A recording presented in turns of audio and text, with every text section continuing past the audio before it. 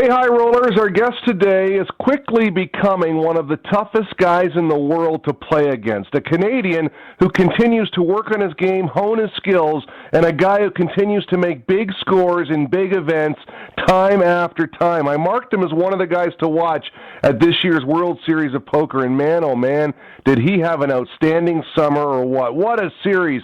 2 final tables, and make it 3 if you count the one in Australia. That does count for Player of the Year race, folks. A few $100,000 in the bank. In a word, sweet for this guy. Mike GoLeafsGoEh. Leah, Mike, welcome to the show, man. Congratulations on a fine summer.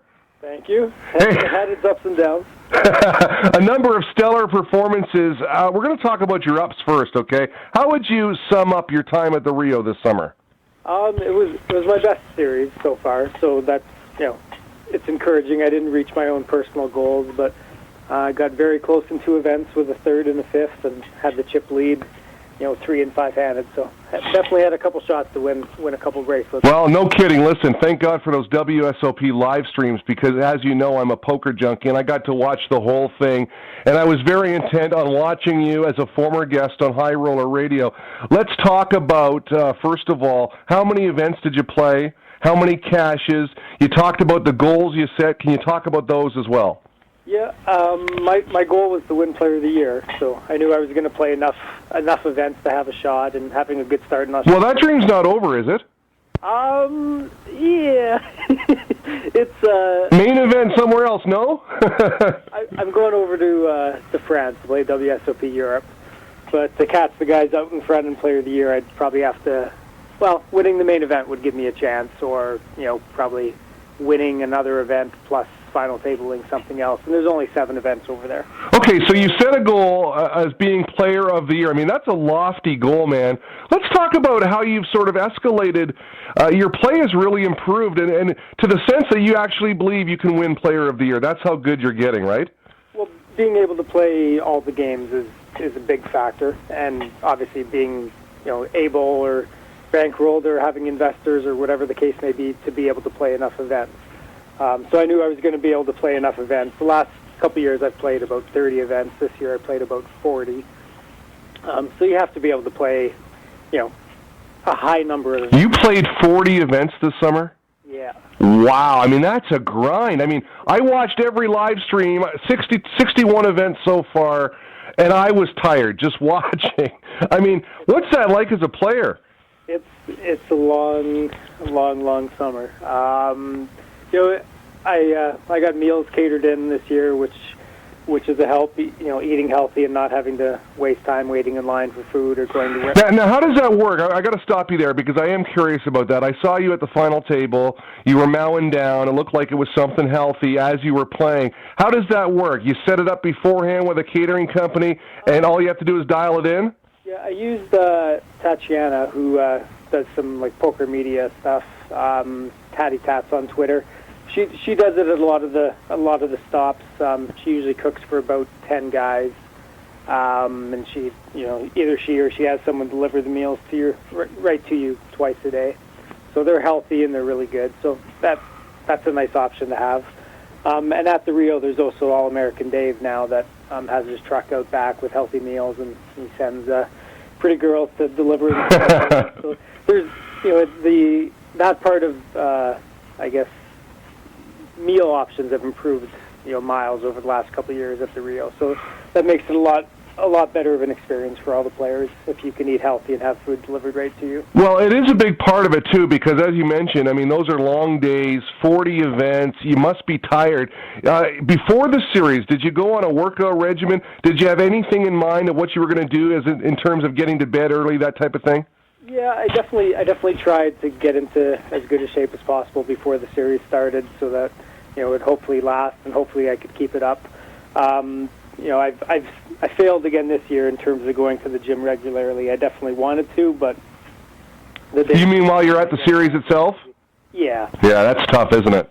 It is. A lot of the guys do it, and I envy them, and I try to every year. I just end up getting lazy and tired and just wanting the extra hour sleep instead.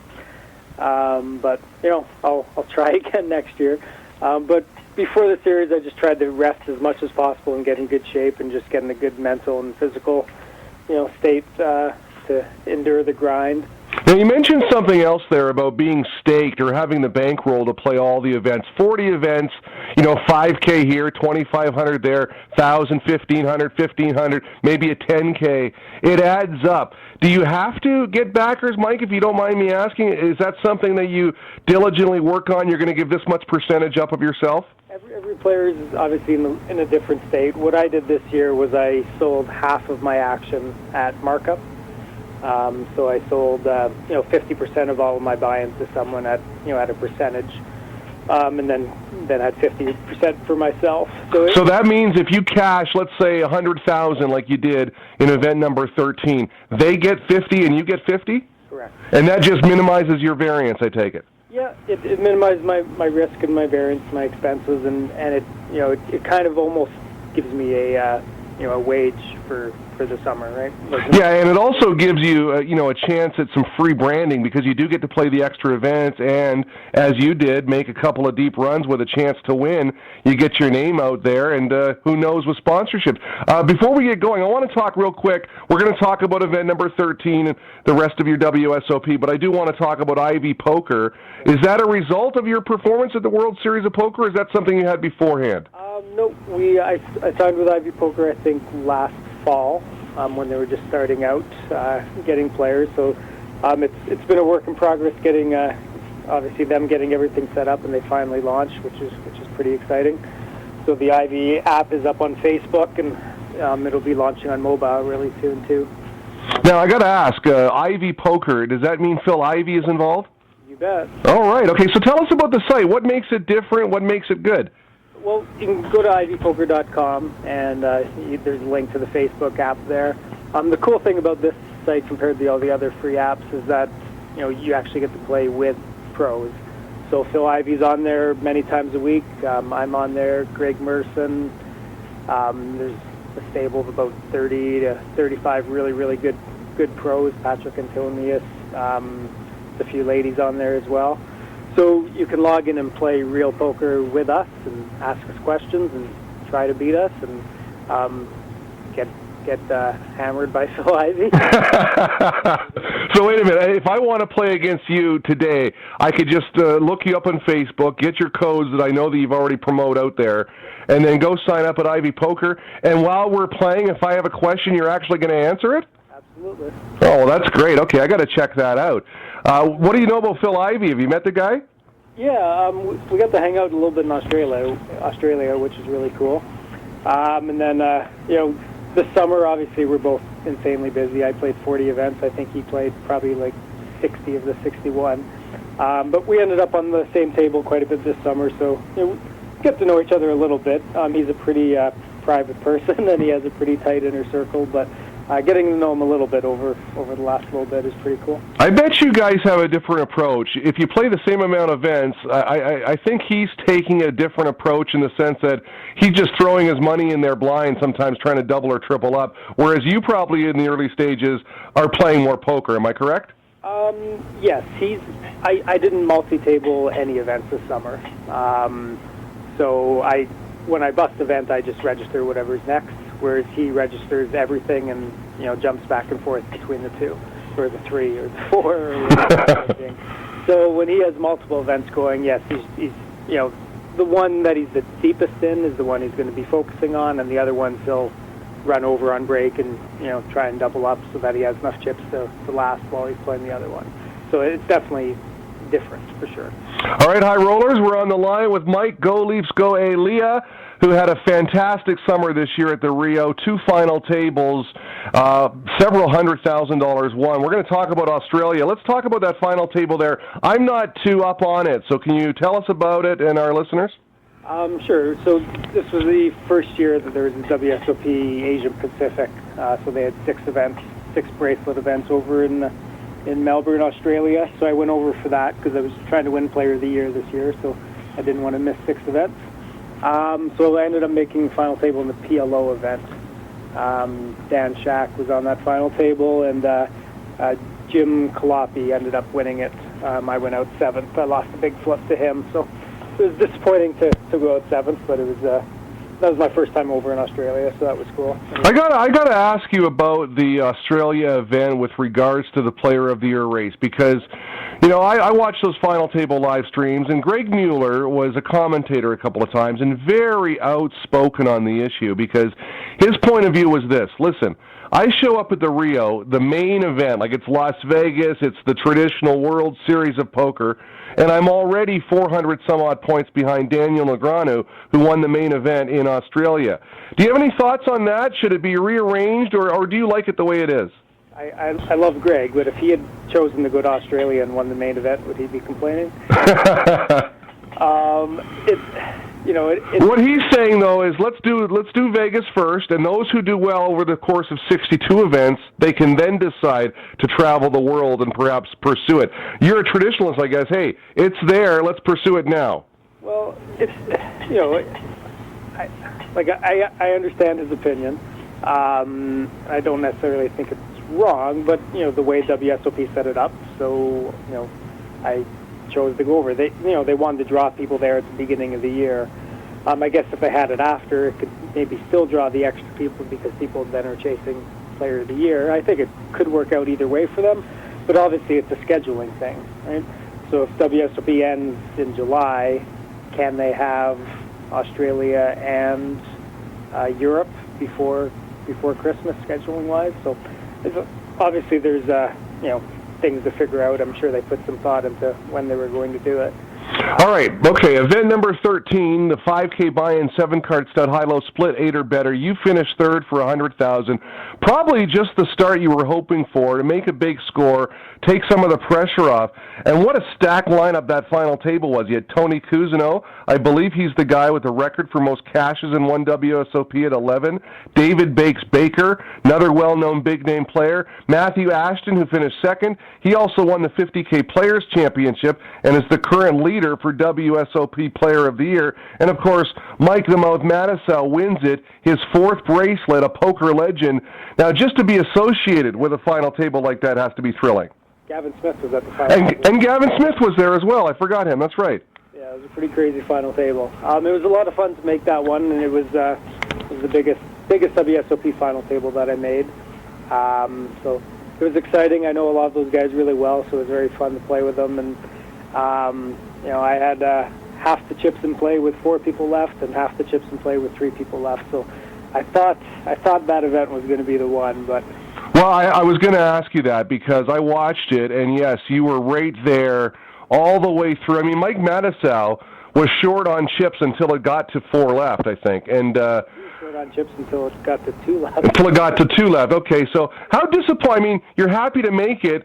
You're happy to play well. I mean, how disappointed are you? Because that seemed like a real shot to get the bracelet. Yeah, like it's all kind of how it goes. Like if I was kind of short or average basically the whole way and ended up just kind of going out in 5th or 4th or 3rd, I'd probably be pretty happy. But because I was in such a great position to win, it was huge disappointment. It was the best chance I ever had to win a bracelet, and you don't know when you're going to have another chance that good. So it's tough to get that close and fail to reach your goal. But I tried to draw on the positives from it and continue on. There was still a lot of time left in the summer at that point. Well, exactly. And one positive from my standpoint, Mike, and from me to you, you look so comfortable at that table. You look like you were in control. Nothing phased. I mean, even your opponents didn't phase you. You seem like you fit in nicely. So that's a compliment from me to you. You follow up that with a 5th in event number 39. That's a $1,500 7-card stud, high-low split 8 or better. I guess you like 7-card stud, high-low split 8 or better. I do. Now, that was a tourney won by fellow Canadian Daniel, is it Edema? Yeah. I think he pronounces it Adima. Adima, okay. Now you pocket another $40,000. Can you tell us about that final table in relation to the first one? Any difference? Yeah, it was quite a bit different. I guess the quality of players was a big difference from the 5K stack lineup to this 1,500. That's not just at the final table. That's all the way through, correct? Yeah, all the way through. There's the field size is I'm trying to think what it was, maybe like 4 times as big. So there's a lot more recreational players that haven't played that game as much.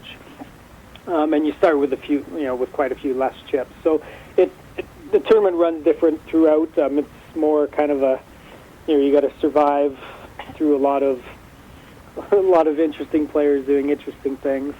And there's more soft spots, but you don't have as many chips to be able to survive. So it's a different style of tournament. And when we got deep, there definitely was a difference in terms of the quality of players that you had to get through. I had a pretty big chip stack in that all the way through, and then on the final 2 tables, I just got absolutely killed. I lost like 5 straight all-ins against short stacks, and ended up going into the final table one of the shortest stacks. So I was just trying to survive and basically move up spots. And then by the time we got down to 5 players, we all ended up really even, and I ended up taking the lead a couple times when there was 5 of us left. So I went from really having no shot to actually having a decent shot to win that as well, just by continuing to survive, and then ended up losing a couple huge pots and going out in 5th. So again, that one ended up being really disappointed because I got into a position where I could win, where I felt the field, other than Daniel, wasn't really that tough. Actually, there was one other guy that was there that was really good. His name's escaping me at the moment. That's all right. I got to ask you about a couple of women who made deep runs in that event. First off, the First Lady of Poker, Linda Johnson, nearly final table. She finished 9th. Did you happen to play against that legend? I only when we went to the final table at 9. I mean, that would have been a real thrill for the poker world should she have got there. But, so close, but yet so far. And Christy Gazes, I'm a huge fan, Mike, if you know what I mean. Now, is she as good-looking in person as I think she might be? Christy's actually, I think she's probably, Christy's very, very attractive in the poker world, and I think she probably lost about 50 pounds over the last year or so. Oh, my God. So she's looking nice. She's also really, really, really nice person. I've had the pleasure of playing with her over the last couple of years in different stud events. She doesn't play that many, but we've ended up sitting next to each other a few times. So, what was your main event experience like, Mike? Awful. I busted on day 1, which is just a disaster, and just never got anything going. I had a couple really bad days leading up to it. I was, trying to, the satellites I run for the main event are some of the most profitable days during the summer. So I was grinding single table satellites, probably like 15 hours a day the couple days prior. And yeah, people forget that a professional poker player doesn't just end when the tournament stops. There's cash games to be had. I see that you went over to the Carnival, played a few events. I mean, busy guy. I mean, that's the time of year to do it, though, right? That's right. I tried to cut down on my side action this year. I didn't play as much cash or sit and goes on the side because I really wanted to focus on the tournaments.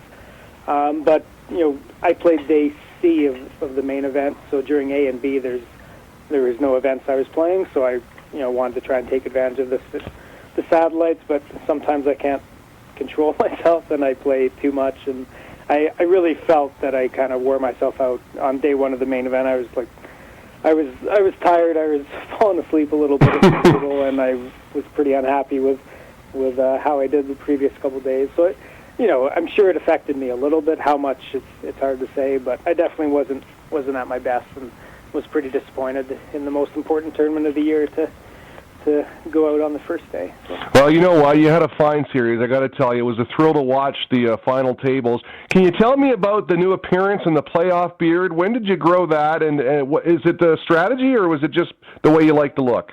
I don't know. I had never had a beard in my life. Because it was intimidating, I'm telling you. Yeah, I don't. It's mostly been shaved off. It's pretty clean right now. I just started growing a beard. My niece told me to grow a beard, so I did, and I don't know. As the months went on, I kind of felt invested in it. That I knew I was going to be just playing poker for 45 days in a row in Vegas, so I decided to just keep letting it grow. before I got there and then while I was there. Well, I'll tell you what, you certainly look like a poker player, man. I hope to see that beard again next year.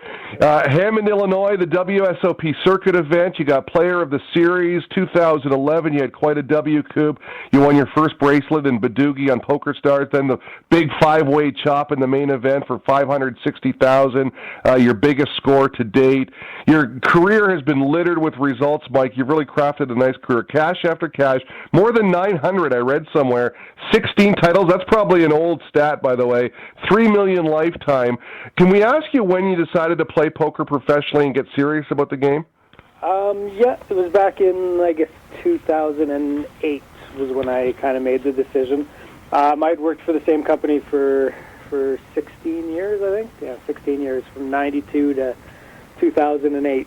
So I had a pretty high management job with them, but I was playing quite a bit of poker on the side, 2006, 2007. So basically just got to the point where I had to sort of choose one or the other. So I took a 2-month leave of absence in the summer of '08 to go play a lot of events at the World Series. And at that point, I ended up lining up with an investor and got a backing deal, which gave me the security to leave my job in September 2008. Well, that's a whole other topic I'd like to explore one day, the whole investing game, because I see players looking for a piece of their action. I wonder how it all works. It's certainly an interesting dynamic. Got to ask you real quick, we just had Padraig Parkinson, the Irish great, third at the 99 main event on the show, and he was talking about two things that really bother him these days in poker. One, sunglasses at the poker table. He says the idea of a poker face is a joke these days because the big hoodies, the oversized sunglasses, first of all, he says it's making the game boring and bad for TV because there's no interaction. And the other thing that he doesn't like is the dreadfully slow play, the pace of play these days, people taking 10 minutes on a decision when it's 7-deuce, fold the hand already. And I watch you guys, especially in that first final table this year, when you're playing limit 7-card stud, it's quick. You guys know what you're doing. Even if you don't want to call, you have to call. The chips are in the middle. I mean, it's quickly paced. What do you think about those two issues? I agree with them 100% on both. I haven't worn sunglasses for the last few years. I can't remember when I made the switch. When I first started playing, I wore them, when I was in hands, just because I was maybe a bit intimidated, and it helped me hide a little bit, which is something why a lot of players use them now. And I just kind of made the decision that if I'm going to, be a professional and one of the more highly regarded ones, I don't want to wear sunglasses, right? So I want to be able to look people in the eye and beat them that way. So I haven't worn them in a while, and I don't think it's affected me at all. You get more and more used to it, more and more confident. In terms of the slow play and no limit hold'em, I think a lot of it is players are trying to be, consistent and not give anything away, and they just go overboard because they see some players do it, like Doc Sands, and they see it on TV, and they just try to emulate what they see. So I think from a pro perspective, we all just need to play faster, and just like very few pros wear sunglasses. If all the pros play faster, then I think the players that start to play with them, the amateurs that watch us, will start to do the same. So I think it's a conscious effort from everyone, and everyone's talking about it. So I think and hope that it'll kind of get better, and people will stop tanking for no reason when they already know what they're doing. In terms of the difference in limit events, because in limit events there's almost never an all-in decision. It's just one bet. Traditionally, everyone just plays faster because it's just one bet, and you're not really giving anything away. And it's the same in cash games. Everyone just plays them really fast because you're trying to get more hands. It's just sort of the history of limit games is to play as fast as possible. This has been a real pleasure, man. I really appreciate it. Mike, GoLeafsGoEh. Leah, fantastic summer. Mike, thanks for taking time out today to speak to us. We really appreciate it. No worries. Everyone can follow me on Twitter at GoLeafsGoEh, and I'll always tweet when I'm going to be jumping on the IVpoker app, and you can come and play with us. Absolutely. And by the way, real quick, you mentioned your Twitter handle, at GoLeafsGoEh.